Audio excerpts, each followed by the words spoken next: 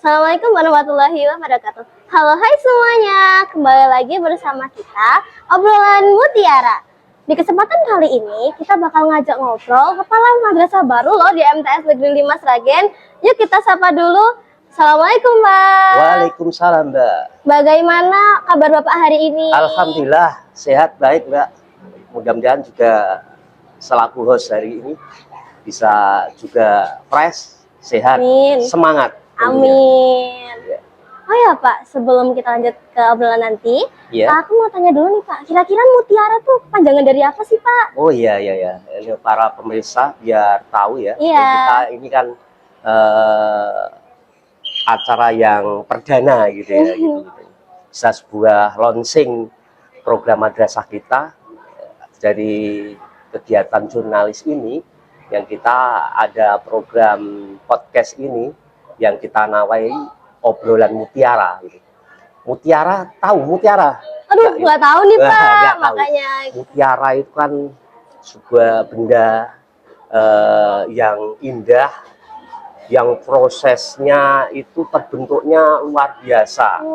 Prosesnya lamanya di dasar laut ya, di laut itu. Namanya di Indonesia itu yang terkenal mutiara mana, Mbak? Tahu enggak? Aduh, nggak tahu Nggak Pak, tahu kurang juga, tahu ya. Di Lombok itu ya, Nusa Tenggara iya. Barat itu terkenal dengan mutiaranya.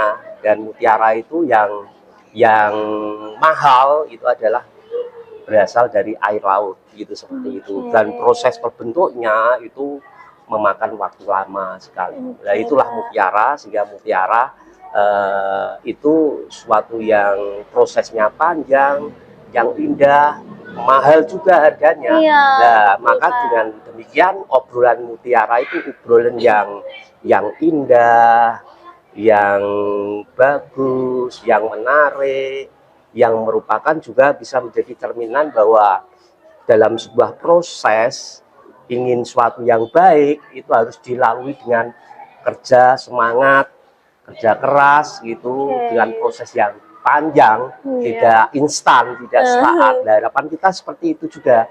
Itu madrasah kita itu harus kita lakukan dengan proses yang cukup apa itu istilahnya maksimal, semuanya penuh semangat, kinerja yang baik, siswa-siswanya juga gitu, semua siswa madrasah harapan kita punya semangat untuk belajar yang gigih sehingga nanti terbentuknya sebuah mutiara. Itu yang kita maksud seperti itu. Tapi mutiara itu sebenarnya sebuah kependekan dari kata mutiara. M itu adalah mutu.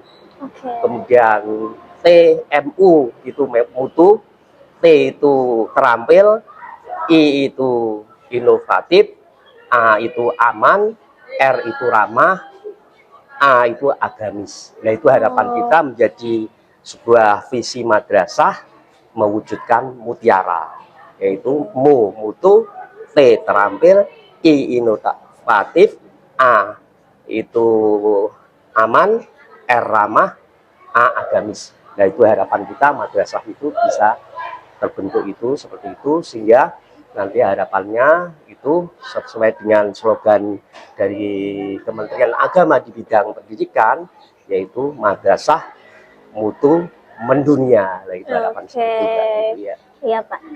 Boleh memperkenalkan diri dulu nggak Pak? Ya, Biar apa-apa, para ya, teman-teman tuh tahu juga ya, gitu Pak. Bagus, ya. Silakan memperkenalkan diri dulu Pak. Ya, saya sejak April kemarin 2025 kami diberikan tugas oleh Kementerian Agama untuk memimpin madrasah ini, itu seperti itu. Jadi kepala di sini nama saya Muhsin, sarjana agama manajemen pendidikan itu, dan kami setelah mendapatkan SK itu, maka kami tentunya punya harapan bagaimana madrasah ini lebih baik, lebih berkualitas, lebih maju, lebih kreatif, utamanya anak-anak kita yang menjadi objek dalam sebuah pendidikan madrasah itu adalah peserta didik, anak-anak, siswa-siswi. Tentunya harapan kami anak-anak bisa menjadi nantinya menjadi bagaimana kita menanamkan karakter bagi anak, inovatif, kreatif pada anak-anak kita. Harapan seperti itu. Oke, kita lanjut ya Pak. Ya. Kira-kira apa visi dan misi Pak Muhsin sebagai kepala madrasah yang baru dan bagaimana cara Bapak untuk mewujudkannya di madrasah ini? Iya. Untuk visi kami seperti yang kita sampaikan awal tadi, itu kita mewujudkan mutiara tadi ya. Oke. Tentunya sebuah visi harus kita breakdown, kita urai menjadi misi-misi bagaimana mewujudkan, bagaimana merealisasikan bisa madrasah kita itu bermutu.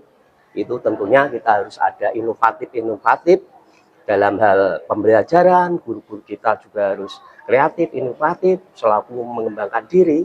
Kemudian terampil, harapan kita bagaimana anak-anak kita bisa kita didik dengan keterampilannya gitu, dengan mengembangkan ekstrakurikulernya, juga semacam jurnalistik ini kan luar biasa ini ya, gitu anak-anak kita ya. Harapan kita bagaimana besok mungkin bisa menjadi semacam besok kedepannya menjadi presenter hebat ya, jurnalis hebat itu, seperti Najwa Shihab misalnya, seperti luar biasa. Seneng lah, tahu lah Najwa itu contohnya inspiratifnya. Itu seperti itu bisa menjadi inspiratif. Kemudian inovatif tentunya itu harus selalu berkreasi, itu tidak puas dengan apa yang dilakukan sekarang, ke depan harus lebih baik itu. Kemudian ada perubahan yang ada tidak monoton, tidak statis, maka tentunya harus ada kreasi-kreasi inovatif bagi semua warga madrasah kita, utamanya para pendidik kita. Itu kemudian aman, harapan kita bagaimana tempat ini, madrasah ini menjadi tempat yang aman gitu bagi anak-anak kita, bagi semua warga. Kalau merasa di sini merasa tenang, aman, bahagia di sini, maka kita bagaimana wujudkan itu, kita berupaya bagaimana kita bisa merubah wajah madrasah ini ya, seperti itu. Ramah tentunya harapan kita semua warga juga ramah pada siapapun gitu, ramah kepada disabilitas itu, seperti itu. Maka bagaimana mewujudkan itu semuanya, tentunya sarpra yang ada, sarana prasarana madrasah harus kita benahi, kita perbaiki, kita tambah, bagaimana nanti warga madrasah, siswa-siswi kita dalam belajar itu juga akan menyenangkan. Kemudian agamis tentunya ini adalah merupakan misi madrasah kita, namanya madrasah, merupakan lembaga pendidikan yang di bawah naungan Kementerian Agama. Tentunya kita berharap nantinya ini sifat agamis kita, itu bicara kita, kelakuan kita, tingkah laku kita, juga dalam beribadah, itu harapan kita anak-anak kita punya karakter kesopanan, kemudian akhlaknya, budi pekertinya, akidahnya kuat gitu, sehingga terciptalah suasana yang agamis bagi madrasah kita. Dan alhamdulillah di madrasah kita ya pagi kita ada kebiasaan pembiasaan pagi, ibadah kita, anak kita sholat duha, kemudian doa pagi, dan zuhur kita juga berjamaah, asar juga berjamaah. Ini adalah untuk membentuk suasana yang agamis itu. Oke Pak. Oh ya Pak, gimana sih Pak Muhsin akan meningkatkan kualitas pendidikan dan prestasi siswa di madrasah ini?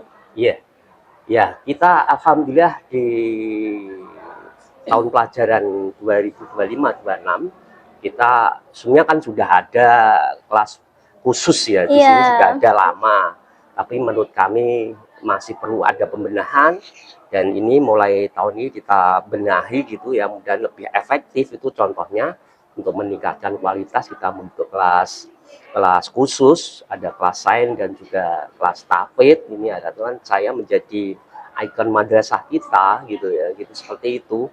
Dan juga kami berusaha bagaimana mengefektifkan pembelajaran. Tentunya ini adalah tanggung jawab kami selaku guru dan tenaga kependidikan itu tentunya seperti itu. Nah ini akan kita coba nantinya mungkin bisa bekerja sama dengan pihak-pihak luar yang kita gunakan sebagai konsultasi kita atau untuk menambah materi yang ada. Dan alhamdulillah untuk tahun ini di ajang OMI gitu, OMI kita bisa menghantarkan anak-anak maju ke tingkat provinsi. Ya itu seperti ini, itu sudah juga merupakan prestasi kita. Nah ini yang kita berharap bagaimana, nah itu tadi seperti visi kita yang inovatif, harapannya gitu guru-guru kita bagaimana bisa mengembangkan untuk memberikan pembelajaran yang inovatif, yang kreatif, menyenangkan gitu bagi anak-anak kita. Nah itu yang kita harapkan. Oke Pak. Oh ya Pak, kira-kira apa strategi yang Pak Muhsin gunakan untuk meningkatkan kerjasama antara guru, siswa, dan orang tua dalam mencapai tujuan pendidikan? Iya, ya kami di sini tentunya kita di bagian madrasah itu kan ada bidang kehumasan, humas ya, ada wakil kepala hubungan masyarakat. Nah ini kita berharap bagaimana tentunya majunya madrasah ini juga andil semuanya stakeholder madrasah ya. Stakeholder madrasah itu kan banyak, ada kami selaku guru dan tenaga pendidikan, kemudian anak-anak, siswa-siswi, peserta didik, kemudian lingkungan masyarakat kita, orang tua wali, dan juga unsur-unsur yang lintas sektoral itu ya, itu yang kita berharap bisa kita lakukan kerjasama yang baik gitu, saling mendukung di semuanya, sehingga nantinya bahwa keberhasilan pendidikan ini, keberhasilan kualitas, meningkatkan kualitas madrasah ini tentunya itu semuanya bisa andil di dalamnya. Ya, tidak hanya tertumpu pada gurunya, kepada kepala madrasahnya, tidak tertumpu pada siswa-siswinya, tapi semuanya mendukung program-program yang ada di madrasah ini, memberikan masukan-masukan yang ada, sehingga kami juga sudah mencoba membuka kritik saran dengan adanya kotak saran di depan ini ya gitu. Itu harapan kami semua warga madrasah, stakeholder itu tidak takut untuk memberikan pendapat, memberikan masukan. Itu saya sangat senang apabila semuanya ada sesuatu yang tidak kurang baik di madrasah ini segera diingatkan semuanya. Itu harapan kita, itu salah satu hal yang kami lakukan, bahwa kami membuka diri untuk masukan dari semua pihak. Itu harapan kita.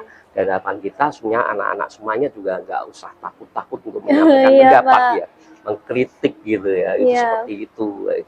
Semoga sarana-sarana kita, kegiatan-kegiatan ekstrakurikuler anak-anak ini juga kita harapkan untuk bisa hidup. Bagaimana madrasah ini tidak tidur istilahnya, selalu ada itu aktivitas yang positif bagi anak-anak kita. Itu Mbak. Oke, bagaimana Pak Muhsin akan menangani tantangan dan masalah yang dihadapi oleh madrasah ini? Dan apa langkah-langkah yang akan Bapak ambil untuk meningkatkan kualitas madrasah? Iya, ya mungkin tadi sudah terurai tadi ya. Intinya kami menerima masukan-masukan, kemudian kami membuka layanan istilahnya kritik saran dari kotak saran, kemudian dari WA Center yang kita buka gitu, seperti itu. Harapan kami kita bisa mengkoreksi apa yang kekurangan yang ada gitu, seperti itu. Tentunya ini yang kita lakukan nanti, yaitu bagaimana kita bisa memberikan semacam pendidikan latihan bagi guru-guru kita gitu, karena apapun kita perlu kadang semacam kayak HP kalau sudah mulai lemah gitu itu kan harus dicargel gitu ya gitu. Nah itulah cara-cara cargel kita bisa melalui pendidikan latihan, workshop, semacam itu, ataupun sarana-sarana yang lain bisa digunakan untuk itu semuanya. Bisa belajar dari AI saat ini, ya, itu semacam itu. Belajar dari ChatGPT, dari Gemini, dari Cici, dari Copilot saat ini kan sangat mudah untuk mencari informasi yang ada. Iya, Itu yang kita berharap seperti itu. Oh, kita harus sekarang ini tidak usah menunggu-nunggu untuk adanya pelatihan-pelatihan secara luring gitu ya, gitu. Ya menunggu-nunggu itu. Informasi mudah kita dapat sekarang ini. Itu harapan kita seperti itu. Oke, mungkin hanya itu yang bisa saya tanyakan Pak untuk di kesempatan kali ini. Mungkin lain waktu kita bisa ngobrol lebih banyak lagi ya Pak.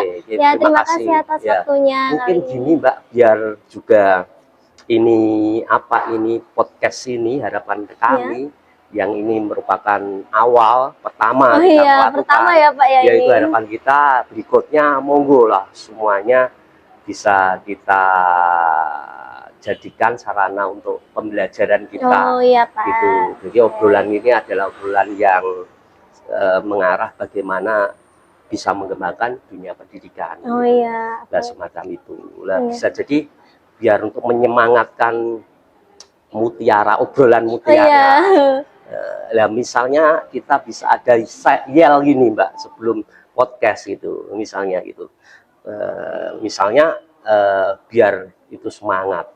Obrolan mutiara itu kan om gitu. Siap om. Nah, misalnya siap om ya, gitu kan gitu misalnya seperti itu mungkin ya. Itu karena kita MTS 5 berarti kan siap om gitu. Siap obrolan mutiara gitu lah. Mungkin gitu ya.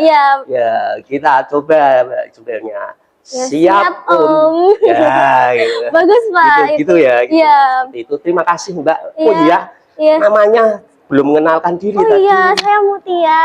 Iya, Mbak Mutia, luar biasa hostnya ini ya, gitu. Semangat belajar yang baik, yang giat, gitu seperti itu, bahwa prestasi itu bisa diraih di segala bidang yang ada, tidak hanya di bidang akademis, tapi non akademis semacam ini adalah sebuah prestasi. Terima kasih itu Mbak Mutia. Terima kasih Pak. Sekian obrolan dari kami. Assalamualaikum warahmatullahi wabarakatuh. Waalaikumsalam warahmatullahi wabarakatuh. Dadah.